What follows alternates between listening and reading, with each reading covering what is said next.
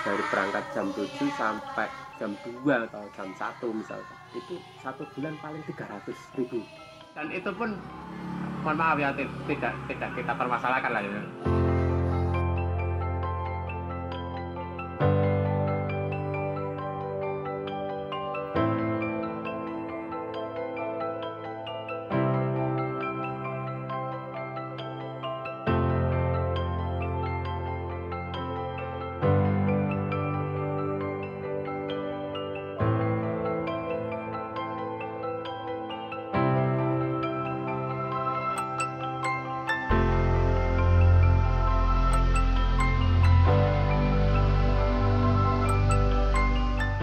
Assalamualaikum ya Mbah, lama nggak ketemu. Sehat toh Mbah? Sehat. Sebentar. Saya buka dulu.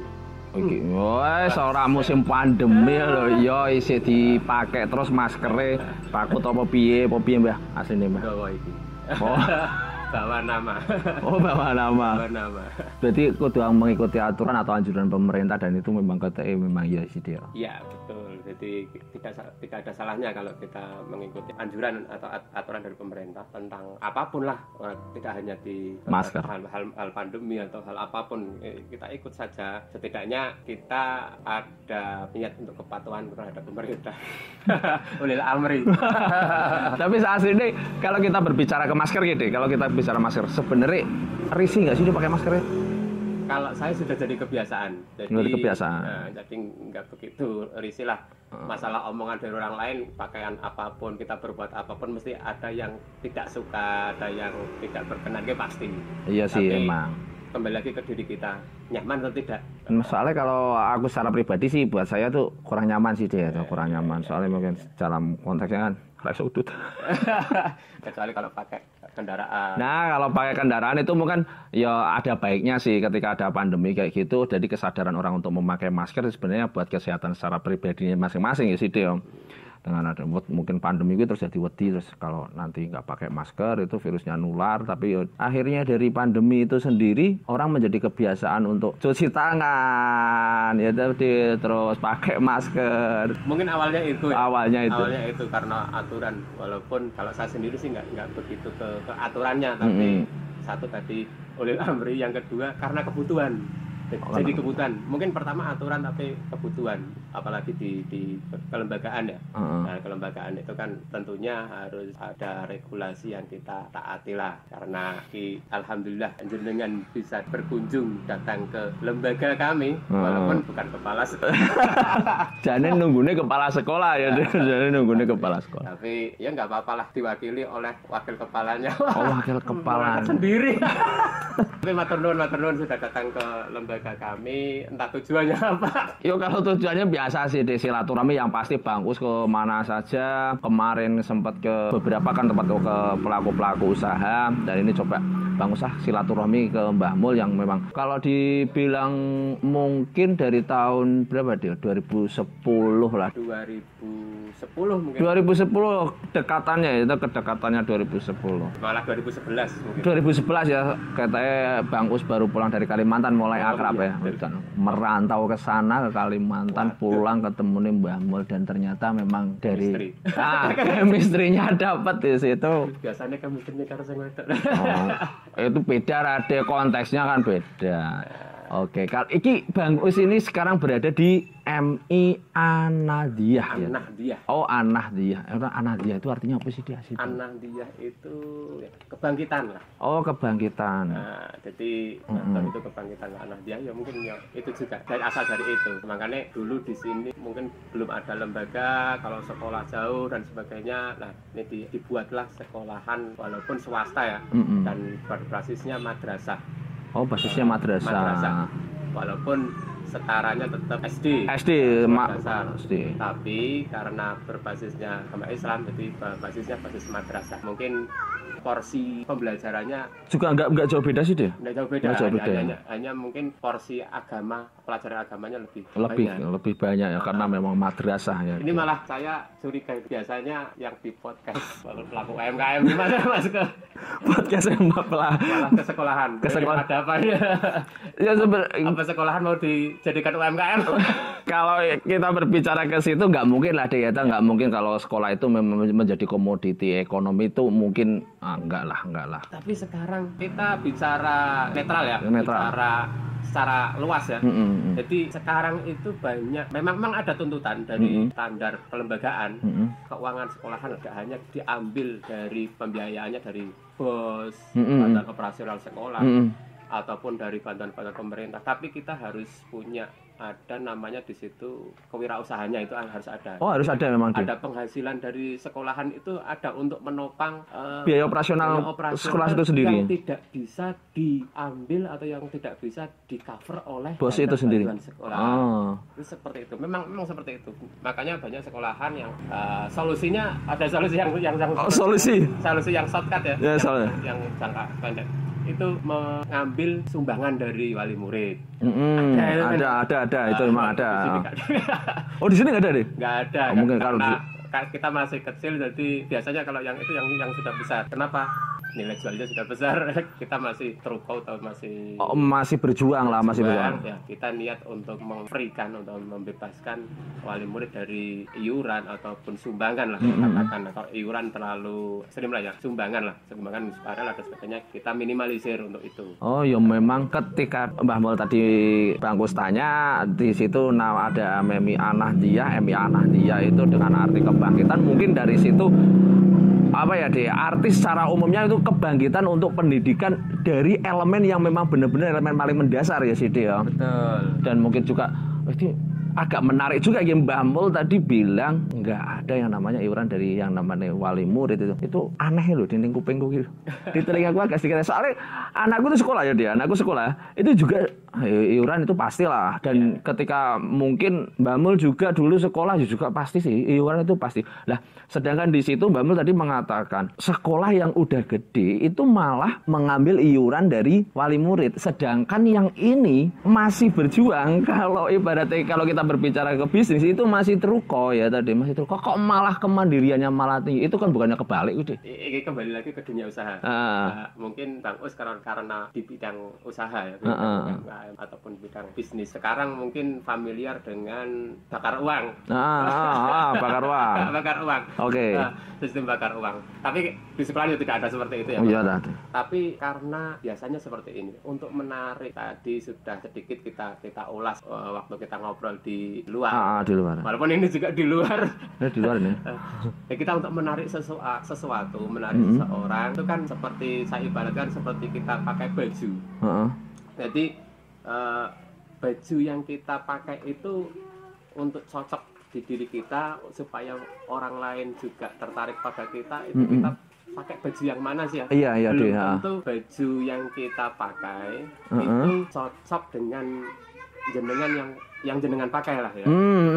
Contoh kita analogikan ke lembaga misalnya, lembaga yang seharusnya mungkin di awal terukau atau di awal berdiri itu kan satu, siswanya masih sedikit, otomatis biayanya bantuan operasionalnya juga sedikit. Padahal untuk pengeluarannya mungkin hampir sama lah, untuk biaya ini itu dan sebagainya, operasional. Tapi kok malah tidak ada iuran, sedangkan yang besar, yang sudah berdiri, yang sudah bagus, itu malahan banyak sekali, bukan iuran ya. Nah, saya katakan malah sumbangan. Maaf pemirsa, di situ malah banyak sekali atas nama sumbangan dalam tanda kutip ya. Iya, nah, itu karena apa?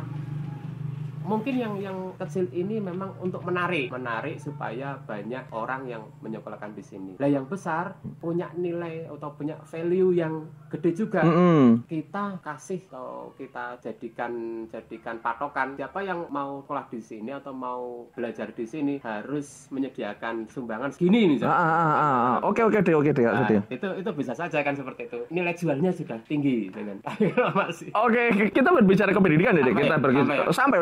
Oke nih, ini sangat menarik nih. Kita berbicara pendidikan, tapi konteksnya untuk berbicara pendidikan, kita akan lari dan dibersamakan dengan sebuah bisnis ya, Dek. Yang namanya di situ kita membuka sebuah usaha. Katakanlah kita menjual sebuah produk ya, atau kita menjual sebuah produk. Kalau memang produk itu ataupun brandnya, nilai brandednya itu belum ada di pasaran, kita akan ngasih diskon yang besar-besaran ya, Dek. Yeah. Kita akan ngasih diskon besar-besaran supaya si customer tertarik ya, Dek. Salah satunya Nah, ketika dengan personal brandnya dia sudah ada, mungkin ke sekolah-sekolah yang memang punya beberapa prestasi ya tadi dan memang jam terbangnya dia sudah lama, itu kan secara otomatis orang akan berbondong-bondong untuk menyerahkan ke situ secara otomatis. Berarti kan bisnisnya benar seperti itu, Dip. Dalam tanda kutip. Dalam tanda kutip nilai tawarnya ke situ kan akhirnya. Oke lah, Dip. Ini sangat menarik ini, sangat menarik kita untuk berbicara pendidikan dengan diimplementasikan sebuah contoh ke dunia usaha. Bisnis. Itu hampir sama dan memang ini yang agak riskan lagi deh. Kita akan berbicara di situ nanti image-nya dunia pendidikan itu akan dijadikan komoditi bisnis itu yang memang sangat-sangat tidak bisa kita pungkiri lah itu. Iya. Semacam itu walaupun mungkin dari masing-masing person maupun ya ini tidak semua ya. Tidak semua. Ada yang pendidikannya memang bagus, malah gratis ya banyak. Tapi ada bisa saja segelintir. Kita tidak mengatakan sekolah A, sekolah B ya tidak. Enggak. Tapi kemungkinan untuk sekolahan ataupun lembaga dijadikan ladang bisnis ya dalam tanda kutip ya penghasilan itu ya memang sih otomatis orang di sekolahan yang namanya guru, gawe dan sebagainya kan memang harus digaji. Iya deh. Nah, masa walaupun mungkin di Kementerian Agama slogannya kan ikhlas beramal.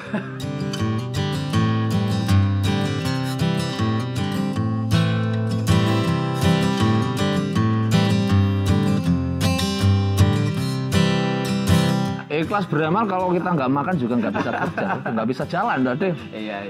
Oke deh.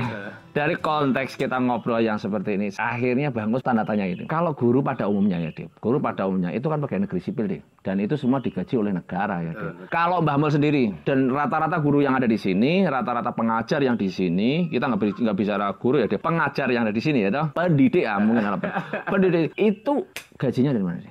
Sementara ya. Sementara saat ini ada dua pendidik yang sudah PNS, ada yang pendidik yang masih belum PNS lah. Saat bedakan seperti itulah. Yang PNS itu otomatis. Kalau sekarang ASN dan PNS. Aparatur sipil negara. Nah, itu kan otomatis lah dari pemerintah. Tapi yang non PNS itu ya apa boleh buat. Memang ada di dana operasional sekolah ya. Oh, memang dari pos itu. Sekolah dan itu 30% dari bantuan operasional sekolah. Bayangkan, misalkan siswanya 100. 30% dari bosnya berapa? Itu dibagi misalkan gurunya berapa? Itu paling hanya dapat satu guru. Padahal kalau full, kalau di MI kan belum begitu. Di sekolah menengah kan sudah per mapel. Iya, per mapel. Kalau di MI kan masih full kelas, full mapel lah. Full masih wali kelas, pengajar di situ, pendidik juga wali kelas di situ, tanggung jawabnya satu kelas ya gitu ya. Jadi pelajaran apapun di sikat habis. Nah itu bayangkan dari berangkat jam 7 sampai jam 2 atau jam 1 misal, itu satu bulan paling 300.000.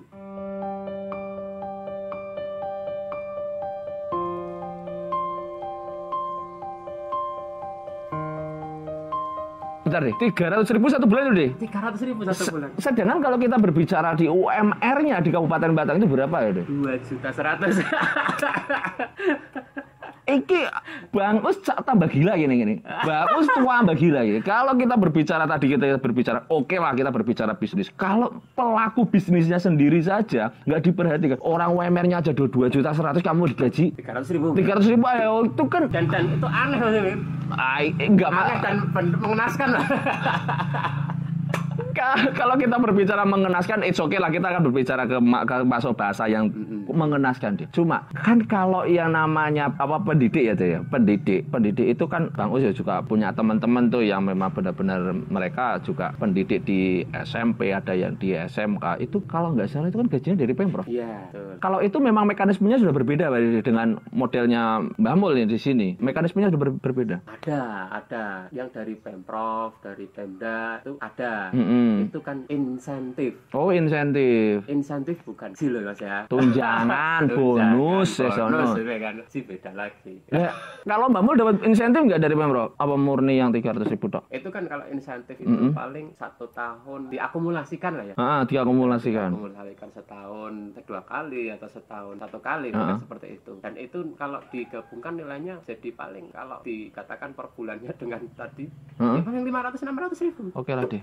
Kalau kita berbicara gaji terus, kita nggak akan pernah selesai dan kita akan memperdebatkan itu terus. Dan itu pun mohon maaf ya tidak kita permasalahkan lah ya. Yang menjadikan Mbah Mul mengeluarkan statement tidak dipermasalahkan itu kan kita akan berbicara niat ya deh. Kan niat Bang Us wae nek kon ngajar digaji 300.000 dari jam 7 sampai jam berapa deh? Sampai jam berapa operasional sekolah itu? Ya sampai jam 1 atau jam 2 lah. Jam 1 sampai jam 2 itu 1 bulan 300.000. Mungkin buat rokoknya Bang Us saja nggak nyampe. Ya, ini ngerokok dulu berarti. Rokok dulu Mbak Mul. 300.000 terus ditambah dengan insentif yang mungkin diakumulasi 1 tahun 2 kali, terus nanti dihitung-hitung lagi dibagi per bulannya nggak nyampe 500.000. Kita akan berbicara di situ menanyakan ke Mbah Mul, apa sih yang mendasari Mbah Mul kok mau seperti itu? Nah, itu kan kembali lagi ke niat ya. Niat lah. Niat di awal bagaimana? Kalau saya pribadi, karena sekolahan ini memang bukan saya mengaku atau bagaimana. Memang saya di sini itu termasuk sebagai ikut mendirikan. Ikut mendirikan. Jadi saya punya tanggung jawab yang besar untuk membawa lembaga ini atau madrasah ini maju. Setidaknya saya ikut berkontribusi lah. Karena saya belum berhasil dalam kontribusi saya membawa sekolah ini maju ataupun sekolah ini mandiri, maka ya saya belum punya, katakanlah saya belum lulus lah gitu. Lulus untuk membawa sekolahan ini. Sebelum itu ya saya belum akan mau mundur walaupun dunia runtuh. Oke deh. Tapi gini. Ini hanya sebagai mungkin gambaran atau bisa saja sebagai motivasi kepada teman-teman yang sama-sama juga sebagai wiyata bakti ya. Ada yang memang niatan wiyata bakti itu sebagai batu loncatan. Iya. Ada yang memang niatan untuk sebagai pendidik itu memang benar-benar niatan tulus dari hati untuk mengamalkan ilmunya. Nah, kalau yang satu ini, yang terakhir ini itu tidak bisa diganggu gugat ini. Mau gaji tidak digaji itu mereka tidak memikirkan itu. Ada beberapa beberapa teman yang mau diangkat ke PNS malah tidak mau. Padahal PNS itu kan rata-rata menjadi sebuah impian ya tadi. Iya. Rata-rata menjadi sebuah impian. Iya. Biarpun Bang Us nggak mau jadi PNS, nggak mau Bang Us jadi PNS, nggak mau soalnya. Saya PNS pegawai negeri swasta. Kalau PNS oke lah Bang Us akan berbicara pegawai non-stop karena memang untuk PNS nggak begitu tertarik kalau sudah masuk ke ranah bisnis. Oke lagi kembali lagi ke Mbah Mul. Kalau yang memang sudah nggak bisa diganggu gugat itu sebuah niatan ya, mengabdikan ataupun mendedikasikan hidupnya ataupun segala apa yang dicari pendidikan terutama itu yang harus memang benar-benar menjadikan sebuah elemen negara yang paling mendasar ya dia itu mencerdaskan rakyat ya tadi, mencerdaskan yang ada di bawah itu memang sangat-sangat motivasi saya ya, khususnya yang ada di sini berbeda dengan motivasi mungkin teman-teman yang lain ataupun di wilayah lain.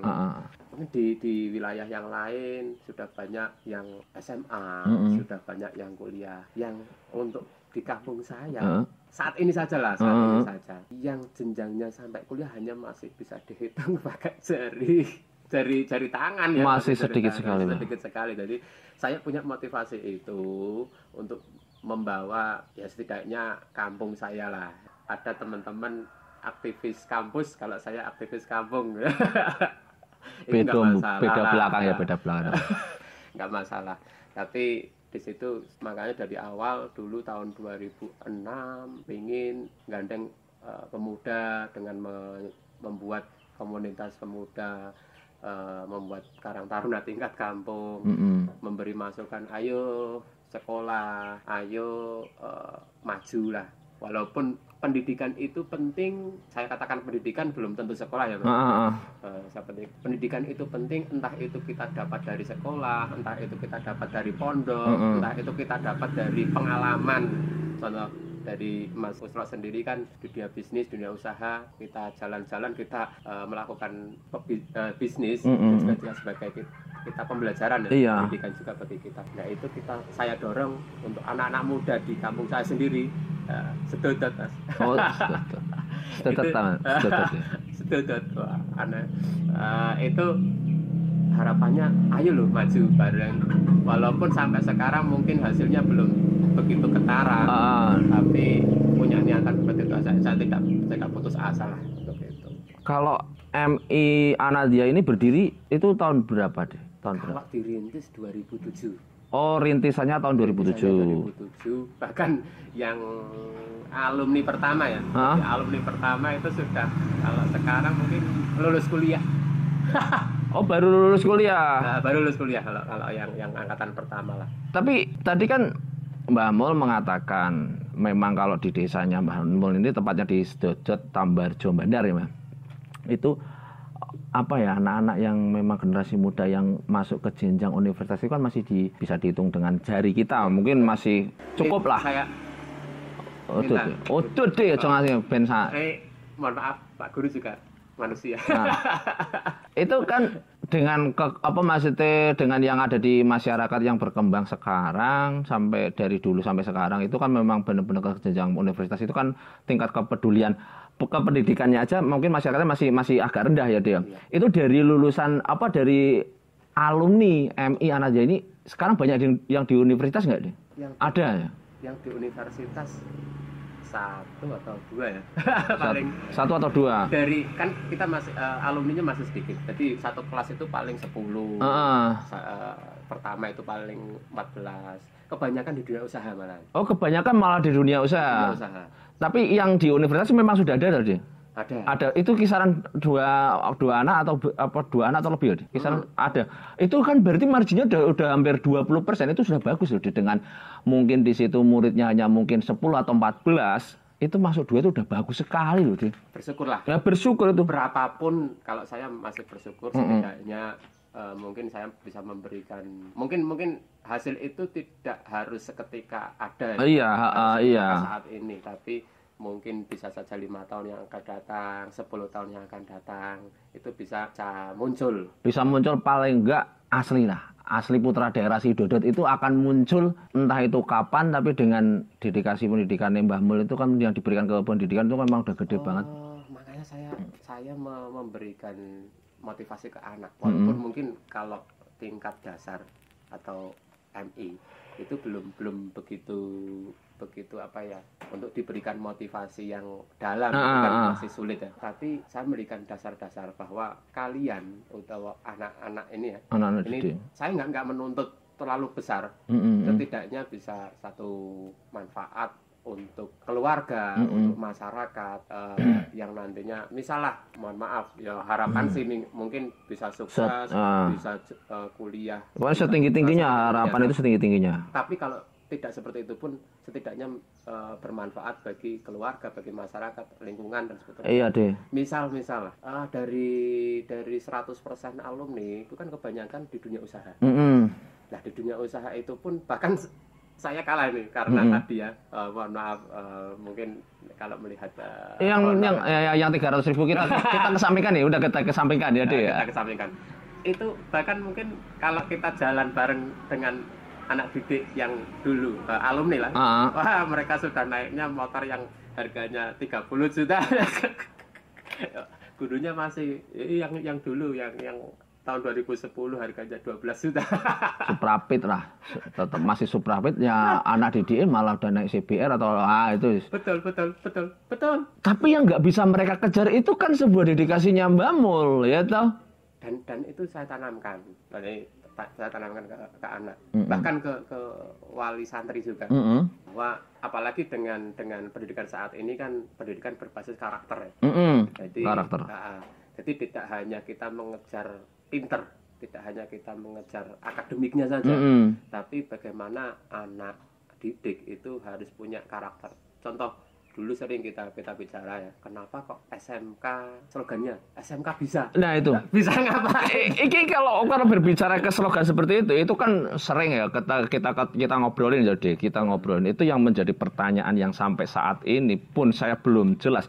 Nggak tahu, mungkin karena memang Bang Us belum dikasih kesempatan untuk ketemu dengan beberapa pendidik ya dia. Nah, pelaku di IDS. Nah, di SMK itu menjadi sebuah slogan itu bagi Bang Us itu sangat aneh sekali. Nggak tahu sih. Itu risih banget itu slogan itu. SMK bisa. Bisa apa? Nah, itu kan menjadi tadi ya.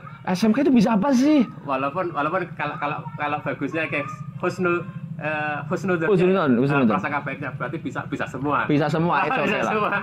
Tapi dengan kejadian yang ada, dengan memang realita yang ada loh dia, itu banyak lulusan SMA, SMK yang memang benar-benar notabene itu sekolah menengah kejuruan, dia nggak tahu mau kerja apa sih.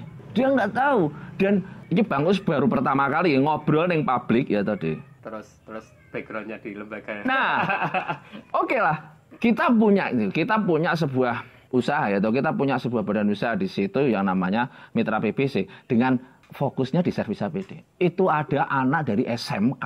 Itu nggak satu loh, Di. Dan itu secara tidak kebetulan itu ada dua anak itu SMK-nya berbeda. Yang satu SMK negeri, yang satu SMK swasta. Dan mereka nggak ada kejuruannya di servis handphone ataupun nyenggol sitik lah. Katakan wong nyenggol sitik elektronik, enggak. Mereka dari teknik mesin otomotif. Terus tak tanyakan. Dan ini memang yang terjadi di masyarakat kita sekarang ya, Dia.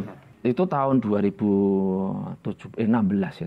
Anak itu pada masuk itu tahun 2016 atau 2017 masuk ke Mitra PPC itu. Itu tak tanya, kamu dari SMK lulus, itu kamu kerjanya apa? Kamu membuka usaha apa? Enggak. Ini saya potong ini. Nah, ini kalau bagi saya sekolah itu membentuk karakter seharusnya. Membentuk karakter, misalkan kalau di SMK. Kalau di SMK berarti membentuk karakter, oke lah. Ada yang punya karakter pekerja, ada yang punya karakter sebagai wirausaha. Tapi setidaknya karakter-karakter itu kita munculkan, kita bangkitkan lah. Ya. Iya. Kita bangkitkan, dan harapannya juga tidak hanya dari di SMK. Sebelum masuk ke SMK itu sudah kita siapkan. Dan mohon maaf, ini bagi teman-teman yang juga sebagai pendidik di sekolah dasar ya, baik MI maupun SD, itu alangkah lebih baiknya kita gali ataupun kita bangkitkan niatan-niatan seperti itu, karakter-karakter seperti itu dari tingkat yang paling bawah. Jadi nanti suatu saat anak ini masuk ke jenjang yang lebih tinggi, itu sudah tahu saya mau kemana. Iya, Dil. Nah, dan karakter sikap, karakter perilaku juga kita siapkan, karena kita tidak bisa pungkiri lah, kita punya adat ketimuran misalkan ya. Jadi nilai-nilai ketimuran itu juga kita sampaikan, kita tanamkan ke anak untuk sebagai bekal nanti bergaul di masyarakat. Iya, Dil. Nah, tidak hanya, mohon maaf, kalau sekolah dasar, tingkat dasar lah, tingkat dasar itu tuntutannya bagi saya pribadi, tuntutannya itu dulu loh ya, baca, tulis, hitung. Kalau sudah bisa baca, bisa tulis, bisa hitung, cukup lah ya. Iya, Dil. Tapi kalau sekarang ini menurut saya, tambah satu lagi, karakter. Nah, jadi nanti supaya keluar dari sekolahan, keluar dari lembaga, itu anak sudah punya karakter, sudah punya saya mau kemana ini, saya mau apa ini, saya mau berbuat apa ini, sudah tahu dan sudah punya pondasi juga. Itu seperti itu mungkin. Tapi kan kalau kita berbicara ke jenjang ke SMK gitu, ke jenjang ke SMK, kita akan melalui proses dari sekolah paling mendasar ya, atau mungkin kalau TK PAUD kita kan nggak masuk ke sini ya, dari nggak masuk ya, dari SD ataupun MI madrasah. Jadi kalau sekarang di SMK itu pendidikan sebentar deh, kurikulum yang menganut berbasis ke karakter itu mulai tahun berapa deh? Sebenarnya kurikulum yang berbasis karakter itu kalau buku panduannya itu kurikulum 2013. Oke, 2013. Kita berbicara dari tahun 2013. Katakanlah ini masuk ke tahun 2022, harusnya kan sudah lulus SMK dia. Iya. Sudah. Tapi memang pada kenyataannya sekarang juga kondisi di sosialnya kita, di kehidupan nyata kita, ini banyak yang bingung, mau dia tuh mau usaha apa nggak tahu, dia mau kerja apa nggak tahu. Ya tadi kan bingung, makanya Bang Us lagi ngejar kapan waktunya nanti kita akan mungkin bersilaturahmi dengan para pendidik di SMK. Kalau nanti kita akan basic kembali lagi ke pembicaraan kita yang tadi, karakter itu ditekankan hanya di sekolah dasar, itu kan ya berat ke posisinya kayak Mbak Mul 300.000 suruh buat karakter kayak gitu tuh ya. Ya tadi SMK udah bayarnya mahal, nggak ada karakternya, habis lulus SMK nggak tahu lo mau kemana lah, mau ke sini lah, mau kerja di situ lah.